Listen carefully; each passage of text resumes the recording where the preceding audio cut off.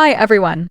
I'm Sarah, your storyteller for today, and I'm so excited to share with you an incredible, heartfelt tale that's bound to resonate with so many of you.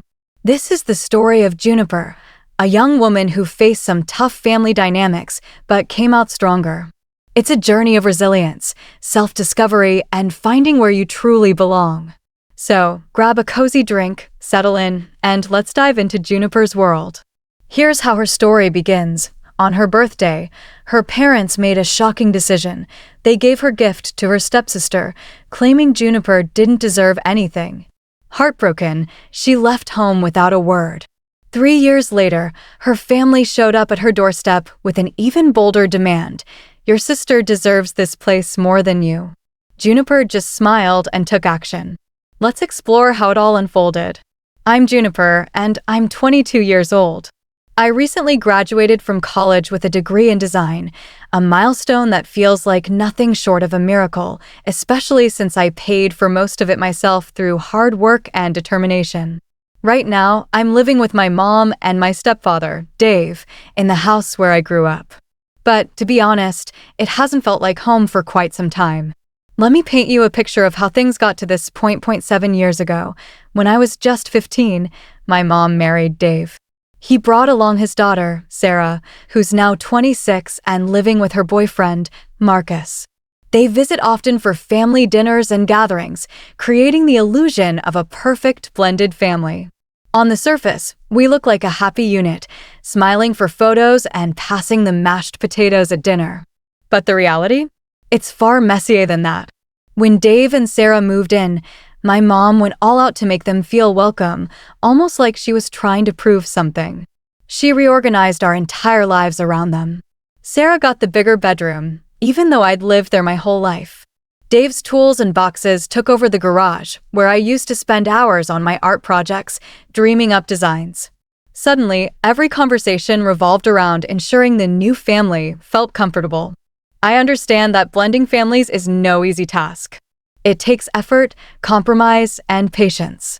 But somewhere along the way, I started feeling like an outsider in my own home. It was like I was a guest who'd overstayed her welcome. Sarah's college education was fully funded by our parents, no questions asked, no strings attached. But when it was my turn, suddenly there were budget constraints and endless lectures about taking responsibility. I worked tirelessly, secured a full scholarship, and still had to juggle part-time jobs to cover books, supplies, and living expenses. It wasn't easy, but I made it through, degree in hand, ready to start my life. Fast forward to now, I've been working at a local design firm for 3 months. The pay isn't glamorous, but it's a start, and I love what I do. Every paycheck, I squirrel away as much as I can into a savings account because my dream is to move out and have a place of my own. A space where I can breathe, create, and feel like I belong. I shared this goal with my parents, thinking they'd be proud of my responsibility and forward thinking.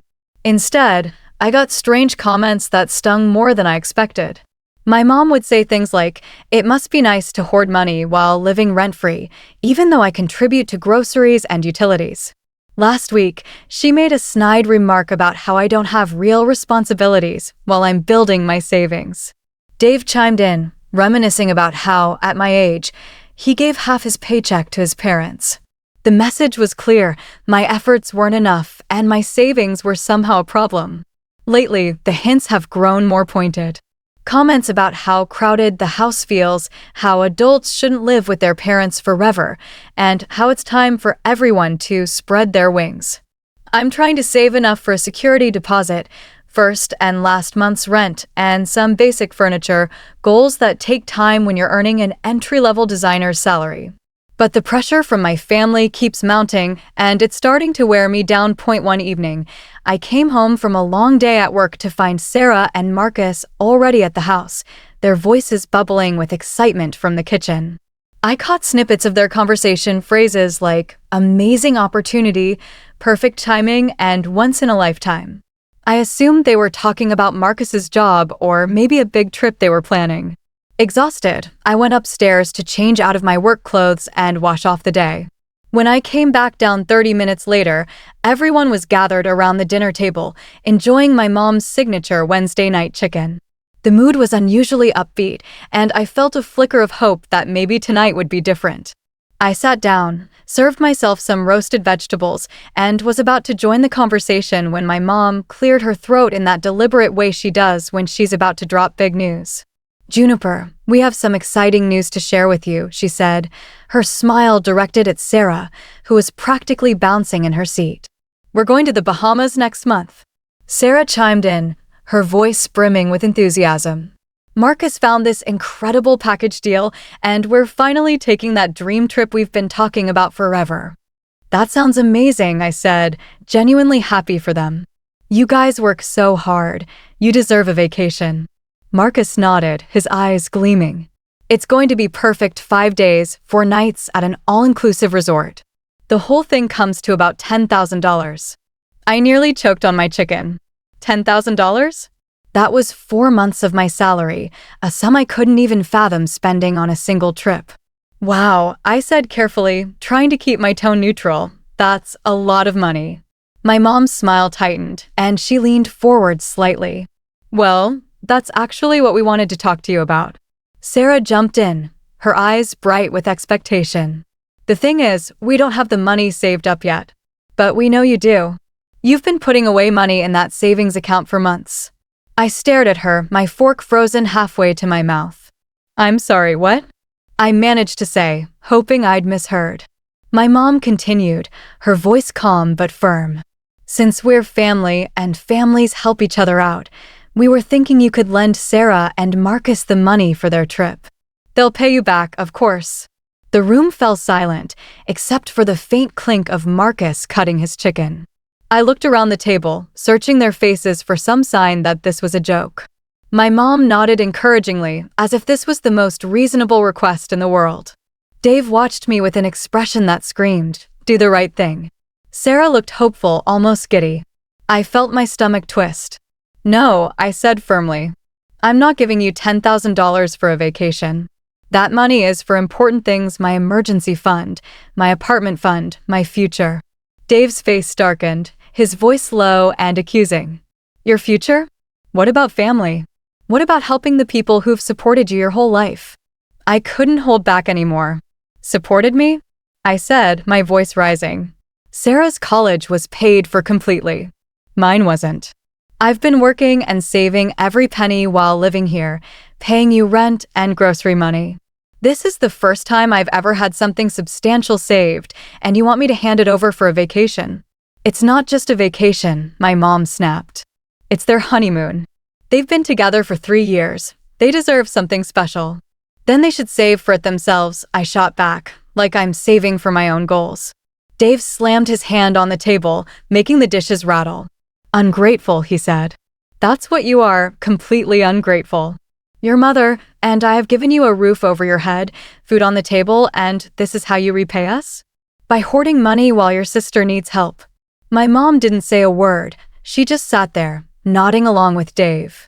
I pushed my half-eaten dinner away, stood up, and walked upstairs, their angry voices fading as I climbed the steps. That night, I lay on my bed, staring at the ceiling, my heart pounding. $10,000, they wanted me to hand it over like it was nothing, like all my months of budgeting, skipping coffee runs, and working overtime meant nothing. Like my dreams of independence were worthless. The next morning, the house was eerily quiet. My mom, who usually had coffee brewing and asked about my day, was nowhere to be found. No breakfast waited on the counter, no casual conversation about work, just silence. That silence stretched into a full week of the silent treatment. 7 days of my mom pretending I didn't exist, of Dave shooting me dirty looks, of eating breakfast alone while hearing them laugh in the next room. It was like I'd become a ghost in my own home. My birthday was approaching that Friday, and despite everything, I held on to a sliver of hope. My mom always made a big deal about birthdays, homemade cakes, my favorite dinner, the whole 9 yards. Even in tough times, she never missed it. Thursday night, I dropped a hint in the hallway. "So, tomorrow's the big day," I said with a smile. She looked at me blankly. "What day?" "My birthday," I replied. "I'm turning 23. She shrugged and walked away without another word. Friday morning came and went with no acknowledgement. No happy birthday over coffee, no special breakfast, nothing. I told myself they were probably planning a surprise for the evening. To treat myself, I stopped by a bakery on my way home from work and splurged $40 on a beautiful chocolate cake, more than I'd usually spend, but it was my birthday, and I deserved something nice. When I walked through the front door, cake box in hand, I heard voices in the dining room. Sarah and Marcus were there with my parents, all gathered around the table. Perfect, I thought. They're here for my birthday dinner. I walked into the dining room, beaming with excitement. Hey, everyone, look what I brought for dessert, I said, setting the cake box on the table with a flourish. The conversation stopped abruptly. Everyone stared at me like I'd just announced I was running away to join the circus. My mom's face was cold as stone. What exactly are we supposed to be celebrating? She asked. My smile faltered. It's my birthday, I stammered. She waved her hand dismissively. That's not a reason to buy an expensive cake and expect everyone to drop everything. Sarah and Marcus actually laughed, not a polite chuckle, but a full-on laugh, like I'd told the funniest joke they'd ever heard. Wait, I said, my voice shaking, you guys forgot my birthday? Dave leaned back in his chair, arms crossed. We remembered just fine, he said coldly. We remembered right up until you decided money was more important than family. My mom reached into her purse and pulled out a white envelope. This was going to be your birthday present, she said, fanning out $500 in cash like a poker player showing a winning hand. $500 from Dave and me. But after your little performance last week, after you showed us what kind of person you really are, we decided to give it to someone who actually deserves it. She slid the money across the table to Sarah, who snatched it up with a delighted squeal. Oh my gosh, thank you so much. This gets us so much closer to the trip fund. We only need, $4,000 more now. Sarah babbled about resort activities and snorkeling, but her words faded into a buzzing in my ears. My mom's voice cut through. Since you don't want to act like family, we're not going to treat you like family. No birthday celebration, no special dinner, no presents, nothing. I stood there, clutching the cake box, feeling like a fool who'd shown up to the wrong party. I asked you for one thing, Dave said. One simple thing, help your sister when she needed it. And you couldn't even do that. It wasn't a simple thing, I said, my voice barely steady. It was $10,000. It was family, my mom snapped. But apparently, your bank account matters more. I looked at Sarah, grinning over the cash. I looked at Marcus, scrolling through his phone, probably booking more extravagant vacation plans. I looked at my parents, staring at me like I was a stranger in their home. Without another word, I left the dining room, leaving the cake behind. I didn't need it anymore. Upstairs in my room, I sat on my bed, the weight of everything crashing down. I thought about how, when Dave and Sarah moved in, my mom's attention shifted entirely to them. How Sarah's college was fully funded while I worked 2 jobs to get through school. How every family decision revolved around making the new family comfortable while I was pushed to the sidelines. I thought about my real dad, who left when I was 13. My mom always called him a deadbeat, said he abandoned us for another woman. She made me so angry at him that I refused his calls and threw away his graduation cards, believing her when she said he was just easing his guilt. Maybe she was right about him, but sitting there, holding a birthday cake no one wanted to share, I realized I'd been on my own for a long time. Even before this night, I'd been handling everything myself while watching my mom prioritize her new family. I was tired of being the outsider, tired of being treated like I should be grateful for scraps, tired of watching everyone else get what they wanted while I fought for every step forward. That night, I made a decision. I spent hours packing every piece of clothing, every book, every art supply that held a piece of my dreams. At midnight, I called my friend Amy. Can I stay with you for a while? Just until I find my own place. Of course, she said. What happened? I'll tell you tomorrow, I replied. I just need to get out of here. On Sunday morning, while my parents were still asleep, I loaded my Honda Civic with everything I owned, a lifetime of belongings squeezed into a small car. I didn't leave a note or say goodbye. I just drove to Amy's tiny one-bedroom apartment across town. She welcomed me with open arms, making space on her couch without pressing for details. Over coffee and toast the next morning, I poured out the whole story: the money demand, the birthday disaster, the years of feeling invisible. Around dinner time, my phone buzzed with a text from my mom. "Where are you?" I stared at it for a long time before typing back, "I moved out." Her response was instant. "Okay." Just one word. Not "come home," not "let's talk," not even "are you safe?" Just "okay," like I was a guest who'd finally left.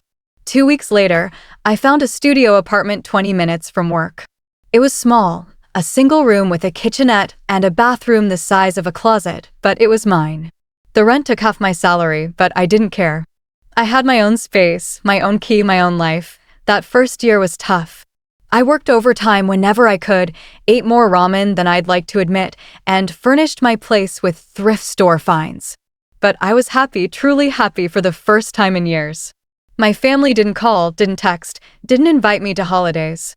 Christmas passed in silence, and my next birthday came and went without a word. It was like I'd vanished from their lives. A few aunts called around the holidays, asking why I wasn't at my mom's for Christmas dinner. Just some family stuff, I'd say, brushing it off. I didn't want to explain that my mom chose her stepdaughter's vacation over my birthday, that they'd essentially disowned me for protecting my savings. It sounded too wild, even to me. Then, out of the blue, my real dad called. I almost didn't answer the unfamiliar number, but something nudged me to pick up. "Juniper, this is your father," he said, his voice older, more cautious. "I heard you had some kind of falling out with your mother. I was wondering if we could meet up and talk." My instinct was to hang up. For years, my mom had painted him as the villain who abandoned us. But sitting in my little apartment, cut off from everyone I'd grown up with, I thought, what do I have to lose? We met at a coffee shop downtown. He looked older, grayer, but his eyes were familiar. Over coffee, he apologized immediately. "I'm sorry for everything, for leaving, for not fighting harder to stay in your life, for believing your mother when she said you didn't want to see me. I left the marriage, not you." His voice cracked. "She made it clear that contact with me would make things harder for you. I sent cards, hoping you'd change your mind, but when you didn't respond, I thought you hated me." I told him how my mom said he was just easing his guilt. He nodded sadly. I figured as much, but I never stopped hoping. We talked for 3 hours about his wife, Lisa, his construction company, how he'd followed my college graduation online because he wasn't allowed to attend. "I want to be in your life again if you'll let me," he said. To my surprise, I said yes. Lisa turned out to be wonderful, warm, funny, and genuinely interested in me. She asked about my work, remembered my friends' names, and made me feel like I belonged. It was strange having a step-parent who actually wanted me around. My dad was proud of me in a way I hadn't experienced in years. He'd show me his latest construction projects, ask my opinion on designs, and celebrate my small victories. When I turned 26, they threw me a surprise party. Nothing extravagant, just a gathering with their friends and Lisa's sister, but it was all for me. The cake had my name on it, the decorations were in my favorite colors, and when my dad handed me an envelope, I expected a gift card. Instead, there were house keys. "It's small," he said nervously, "just a 2-bedroom, but it's in a good neighborhood, and the mortgage is paid off. I thought you might like to stop throwing money away on rent." I stared at the keys, then at him and Lisa, who was grinning like she'd been keeping the best secret. "You bought me a house?" I asked, stunned. "You're my daughter," he said. "You deserve something that's truly yours." I burst into tears, happy, shocked, grateful tears. The house was perfect, small but cozy, with a little yard and big windows that flooded the rooms with light. I spent weeks painting, decorating, and buying real furniture, turning it into my sanctuary. A month later, I posted a photo on social media, me standing in front of my house, keys in hand, with the caption, "So grateful to have my own place." That's when my mom called.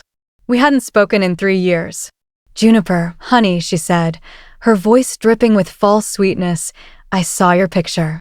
The house looks beautiful. I was just wondering where you got the money to buy something like that." No congratulations. No, I'm proud of you. Just suspicion. That's none of your business, I said. Honey, I'm your mother, she replied. I'm just concerned. On your salary, there's no way you could afford a house like that. I hope you're not involved in anything questionable. I hung up, my hands shaking, but I went back to unpacking. A few weeks later, I was planting flowers in my backyard when I heard voices in my driveway. My mom, Dave, Sarah, and Marcus were walking toward my front door like they owned the place. I met them on the porch. What are you doing here? I asked. They pushed past me into my house, uninvited, eyeing the hardwood floors, new furniture, and art on the walls. Sarah's envy was palpable. This is nice, Dave said, running his hand along my granite countertop. Real nice. Must have cost a fortune. My mom demanded, how did you afford this? I know what you make, and it's not enough for a house like this. My father gave it to me, I said calmly. My mom's face turned red. That bastard. He abandons his family and then throws money around like some hero. He didn't abandon me, I said. He left you. Big difference. Sarah jumped in. Look, this is ancient history. The important thing is that Marcus and I got married last year, and I'm 3 months pregnant. We need a place to live. Marcus's job isn't going great, and we can't afford much. That sucks, I said, but it's not my problem. My mom stepped forward. Actually, it is your problem. You don't deserve a house like this. You should give it to Sarah and the baby. I laughed, incredulous. Are you insane? Why would I give away my house? Because you owe it to your family, she said. You broke us apart with your selfishness, and now you need to make amends. I broke you apart? I said, my voice rising. You disowned me because I wouldn't fund Sarah's vacation. You chose money over family. Dave chimed in, and now you need to choose family over money. Get out, I said. All of you, get out of my house right now. Sarah crossed her arms. We're not leaving until you agree to do the right thing. I pulled out my phone. Then I'm calling the police. That got them moving. They filed out, hurling insults, selfish, ungrateful, worse.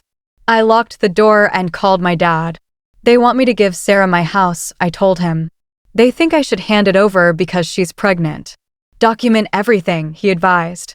If they keep harassing you, we'll need evidence. For a month, the harassment continued, voicemails from my mom about family obligation, texts from Sarah claiming I was ruining her child's future, messages from Marcus calling me heartless.